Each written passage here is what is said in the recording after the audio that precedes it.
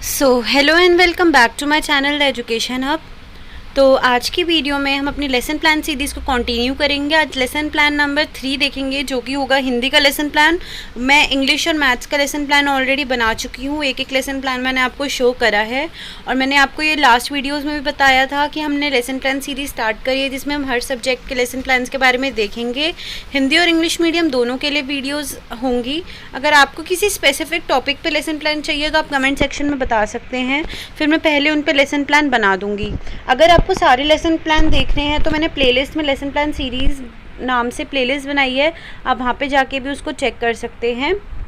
मैंने ऑलरेडी बता दिया है कि लेसन प्लान क्या होता है, मतलब पाठ्य योजना क्या होती है, उनके क्या यूज़ होते हैं, उसकी वीडियो मैंने डाल दी है, लिंक आपको डिस्क्रिप्शन में मिल जाएगा। और लेसन प्लान बनाने का क्या फॉर्मेट होता है, लेसन प्लान कैसे बनाते हैं, यानी पाठ्य योजना कैसे बनाते हैं, उसके लिए भी एक मैंने सेपरेट वीडियो बनाई है, उसका लिंक भी आपको डिस्क्रिप्शन में मिल जाएगा।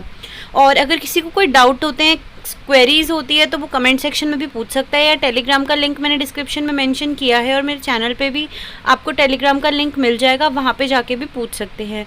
तो अब आइए बिना टाइम वेस्ट करे वीडियो को स्टार्ट करते हैं। तो सबसे पहले ऊपर हमें अपना कोर्स बताना है, फिर आपको पाठ्य योजना क्रमांक बताना है, यानी आपका जो भी लेसन प्लान नंबर है आप इसको फर्स्ट नंबर पे बनाएं, सेकंड नंबर पे बनाएं, जहाँ भी बनाएंगे आप उसको आपको वैसा उसे क्रमांक डालना है, यानी नंबर डालना है। फिर आपको अपना नाम लिखना है, यहाँ पे छात्र अध्यापिका का नाम, यानी आपको अपना नाम लिखना है या फिर छात्र अध्यापक का नाम। विद्यालय का नाम, इसमें वो नाम आएगा जो भी इंस्टीट्यूट आपको, जो भी आपको स्कूल मिला था एससीपी के टाइम पे, उसमें उसका नाम लिखना है आपको। विषय लिखना है कि आपका क्या सब्जेक्ट है, हिंदी इंग्लिश जो भी है। कक्षा आपको लिखनी है कि कौन सी क्लास को आप लेसन प्लान पढ़ाओगे, यानी कौन सी क्लास के लिए लेसन प्लान बनाया गया है। उपविषय में हमें लिखना है कि जो भी आप पढ़ा रहे हो, जैसे इसमें मैं सबसे छोटी हूँ, जो कविता है 6th क्लास की, उसके बारे में मैंने उसके बारे में लेसन प्लान है। और ये कितनी देर में हम कंप्लीट कराएंगे, तो ये टाइम आएगा अवधि में, यानी अवधि मतलब हम कितने टाइम में इस लेसन प्लान को बनाएंगे। तो 30 to 35 मिनट में ये पोएम कंप्लीट हो जाएगी, उस अंदाजे से हमने 30 to 35 मिनट्स लिखा है। ठीक है, तो सबसे पहले सामान्य उद्देश्य आता है। सामान्य उद्देश्य का मैंने आपको लास्ट वीडियोस में भी बताया है कि आपको सब में सामान्य उद्देश्य लिखने की ज़रूरत नहीं होती। आप सिंगल एक पेज पे सामान्य उद्देश्य लिख के जहाँ से भी आप अपनी फाइल में लेसन प्लान लगाएंगे, सबसे पहले पेज आप सामान्य उद्देश्य का लगा देना। उसके बाद जाएगा विशिष्ट उद्देश्य, यानी कि इस पोएम को पढ़ने के बाद या फिर जो भी आप चैप्टर पढ़ा रहे हो, उस चैप्टर को पढ़ाने के बाद बच्चे क्या सीखेंगे। तो जैसे अगर मैं सबसे छोटी हूँ पढ़ाएँ, तो बच्चे जो होंगे वो स्नेह के बारे में जानेंगे, माँ के स्नेह के बारे में जानेंगे, प्रेम के बारे में जानेंगे। ठीक है, मतलब आपको जो भी लगता है कि बच्चे इस मोरल क्या होगा, ये हम पढ़ा रहे हैं तो हम ये स्टोरी क्यों पढ़ा रहे हैं, ये पोएम क्यों पढ़ा रहे हैं, ये पोएम दी है तो किस रीज़न से दी है, ठीक है, वो आपको लिखना होता है विशिष्ट उद्देश्य में। उसके बाद आता है पाठ का सारांश, इसमें आता है समरी, यानी कि जो भी पार्ट में समरी है, इस पार्ट में क्या बताया गया है, क्या समझाया गया है, आपको उसके बारे में लिखना होगा। जैसे इसमें भी लिखा हुआ है कि इसमें बच्चों को बताएंगे कि एक लड़की होती है, उसके बारे में बताया है। ठीक है, वो अपने बात करती है कि जब वो बड़ी हो जाएगी तब क्या होगा उसके साथ, वो क्या फील करती है अपनी मदर के लिए। ठीक है, तो ये सब इस पोएम में बताया था, तो आपको यही लिखना है पाठ के सारांश में। उसके बाद आता है शिक्षण सहायक सामग्री, यानी कि हम क्या यूज़ करके उस टॉपिक को पढ़ाएंगे। जैसे इस पोएम को यूज़ करने के लिए हम चार्ट पेपर का यूज़ कर सकते हैं। उसमें हम क्या कर सकते हैं, जो हमारी मेन थीम है, जैसे उस नाम है मैं सबसे छोटी हूँ, तो उसका पोस्टर हम बना सकते हैं। मैं इमेज लगा दूँगी कि कैसे क्या बना सकते हैं हम उसके। और जैसा कि मैंने लास्ट वीडियोस में बताया, जैसे कि हम कोई चार्ट बनाएंगे पढ़ाने के लिए, तो उस चार्ट के साथ हमें उसका एक शॉर्ट फॉर्म में एक मिनिएचर बनाना होगा। उसमें क्या होगा, आपको एक शीट लेनी होगी, एक ड्राइंग शीट ले सकते हैं आप, A4 साइज शीट ले सकते हैं या कोई भी। उसमें आपको अपने चार्ट पे जो भी बनाया है, आपने चार्ट पे जो भी दिखाया है वो आपको बनाना पड़ेगा, या फिर आपने कुछ और मॉडल बनाया है तो वो आपको उस A4 साइज शीट पे या फिर ड्राइंग शीट पे वो बनाना होगा। उसको मिनिएचर बोलते हैं और वो हमारे लेसन प्लान के बाद अटैच होगा। ठीक है, तो मैं आपको वो दिखाऊंगी कि वो मैंने कैसे शो करूंगी कि कैसे बना हुआ है वो। ठीक है, तो उसके बाद आता है पूर्व ज्ञान परीक्षण, यानी हम कोई भी टॉपिक स्टार्ट करते हैं तो डायरेक्ट हम टॉपिक पे नहीं आते, तो उस टॉपिक में आने से पहले हम बच्चों से जानते हैं कि उनको पहले से उस टॉपिक की कितनी नॉलेज है। तो जैसे कि हम क्वेश्चन पूछ सकते हैं कि आपके घर में कौन कौन है, तो बच्चे स्वाभाविक उत्तर देंगे, यानी कि मे बी आंसर बच्चे दे सकते हैं, इसके अलावा भी दे सकते हैं। और आप आदि लगा देना, जैसे दादा दादी भाई बहन आदि। ठीक है, आप फिर हम नेक्स्ट क्वेश्चन पूछ सकते हैं, आपको सबसे ज़्यादा प्रेम कौन करता है, तो बच्चे अपने अकॉर्डिंग आंसर देंगे। ठीक है, फिर हम ये पूछ सकते हैं माँ और बेटी का संबंध कैसा होता है, तो ये समस्यात्मक कुछ प्रश्न हो सकता है, या बच्चे उत्तर देने का प्रयास करेंगे, हम ये भी लिख सकते हैं बच्चे उत्तर देने का प्रयास करेंगे, हम कुछ भी इन दोनों लाइंस में से लिख सकते हैं।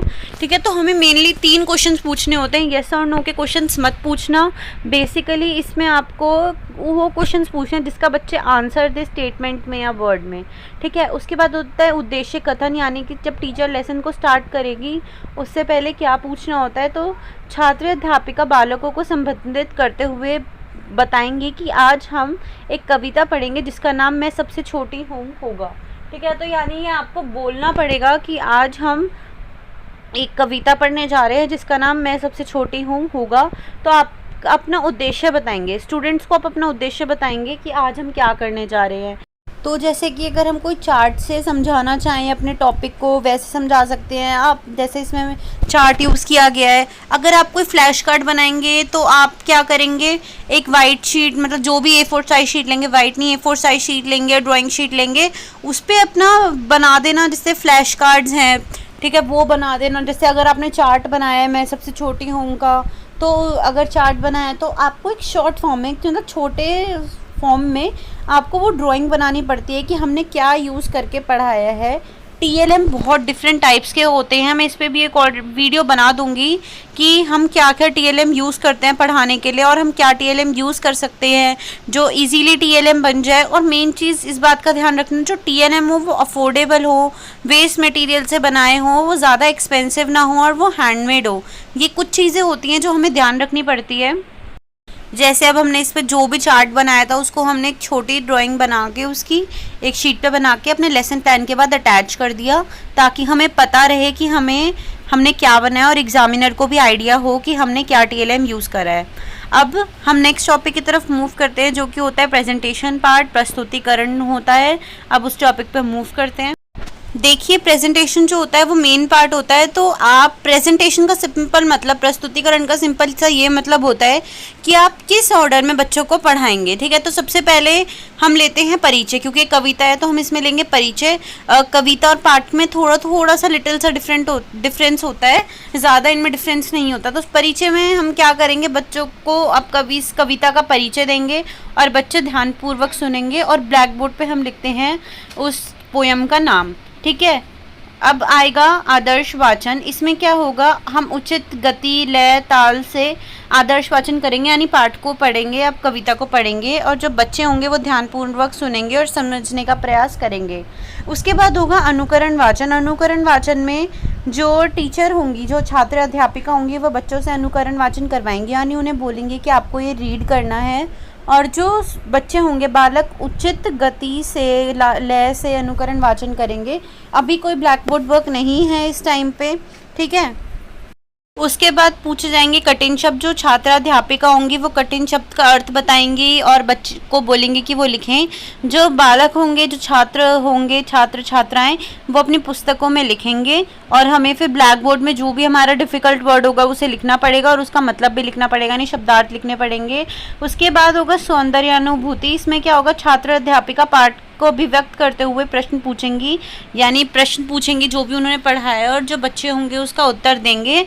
फिर आता है अधिगम विस्तार। अधिगम विस्तार में जो भी हम एक्सटेंशन ऑफ लर्निंग होता है बेसिकली ये, इसमें हमें क्या होता है, हम अपने बच्चों को पाठ को पढ़ाने के बाद कि उसकी लर्निंग कैसे एनरिच हो, एनहेंस हो, या फिर बच्चा पाठ को याद कैसे रखे, उसके लिए कुछ टास्क देते हैं, कुछ काम देते हैं। जैसे कि हम बच्चों से क्वेश्चन पूछ सकते हैं, क्लास में भी पूछ सकते हैं, हम होमवर्क दे सकते हैं, बैक एक्सरसाइज करवा सकते हैं, कोई एक्टिविटी करवा सकते हैं, गेम्स खिलवा सकते हैं। तो ये सारे काम जो है अधिगम विस्तार में आएंगे।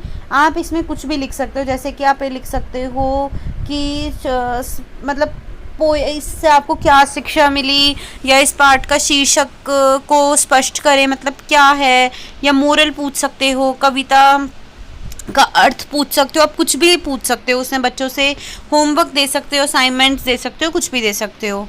तो होप है आपको ये मैं सबसे छोटी हूँ पाठ योजना कैसे बनानी है उसका कोई आइडिया मिला होगा, आपको लेसन प्लान सब धीरे धीरे समझ भी आ रहे होंगे। अगर आप स्टार्टिंग से प्लेलिस्ट देख रहे हैं तो आपको क्लियर भी होता जा रहा होगा। अगर आपको किसी स्पेसिफिक लेसन प्लान पे वीडियो चाहिए तो आप मुझे कमेंट सेक्शन में बता देना, मैं उस पर वीडियो बना दूंगी। सो होप है आपको वीडियो समझ आई होगी। And if you like watching the Education Hub videos, to do subscribe to my channel. Thanks for watching.